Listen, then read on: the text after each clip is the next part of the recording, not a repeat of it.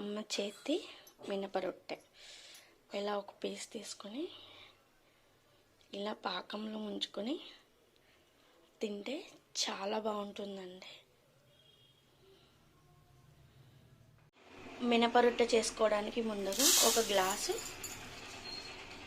మినపగుళ్ళను తీసుకుని ఒక 8 గంటల పాటు నానబెట్టేసుకోవాలి.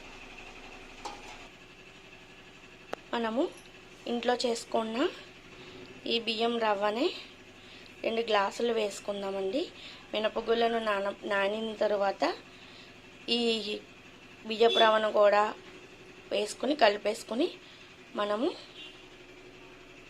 మినపరొట్టె చేసుకుందాం. నానబెట్టుకున్న మినపగుళ్ళను రుబ్బేసుకుని ఇలాగ వరి నూకను కూడా కలిపేసుకున్న తర్వాత దీంట్లోనే కొద్దిగా జీలకర్ర వేసుకొని కొన్ని వాటర్ వేసుకొని ఒకసారి బాగా కలిపేసుకుందాం.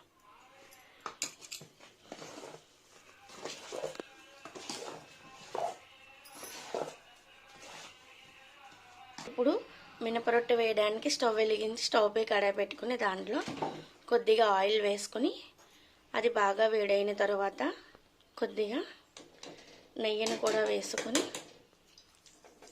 మనం రుబ్బి పెట్టుకున్న పిండి మిశ్రమాన్ని అంతా కడాయిలో వేసేసుకుని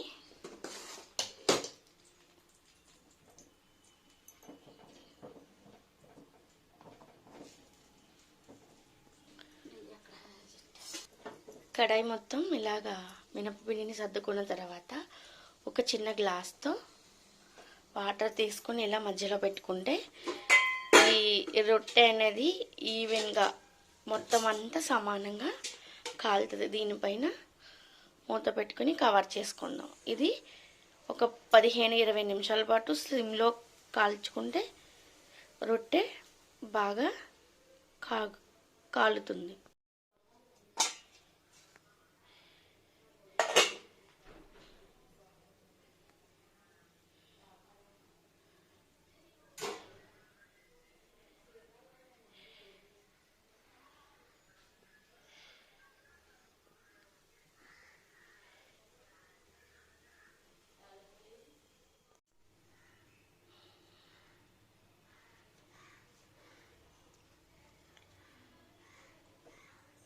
మనం లోపల ఉన్న ఈ గ్లాసుని రిమూవ్ చేసుకుందాం.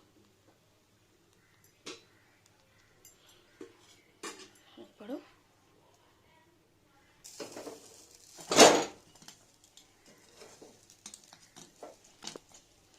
ఈ రొట్టెని ఇలా రివర్స్ చేసుకొని ఇంకొక 5 మినిట్స్ కాల్చుకుందాం. ఈ మినపరొట్టెకి బెల్లం పాకం తయారు చేసుకుందామండి. ఇలా మనం ఒక కప్పుడు బెల్లం వేసుకొని దాంట్లోనే కొద్దిగా వాటర్ వేసుకొని బెల్లం మొత్తం కరిగేంత వరకు ఉంచుకుందాం. ఇలా పాకం మరిగి కొంచెం జిగురు వచ్చిందో లేదో చెక్ చేసుకుందామండి. దీనికి మరీ తీగ పాకం అవసరం లేదు. కొద్దిగా జిగురుగా అనిపిస్తే ఇంక ఇది రెడీ అయిపోయినట్టే. ఇలా జిగురుగా ఉంది కాబట్టి దీనిని ఇంకా స్టవ్ ఆఫ్ చేసి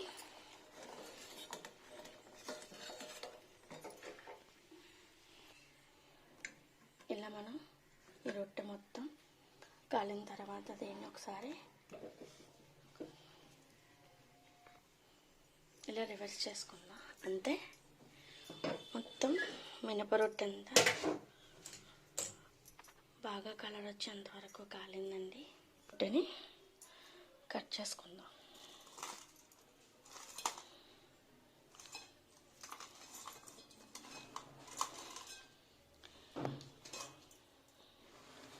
లోపలంతా కూడా చాలా బాగా ఉడికిందండి. దీన్ని ఇప్పుడు మనం సర్వ్ చేసుకుందాం. కమ్మనైన అమ్మ చేతి మినపరొట్టె.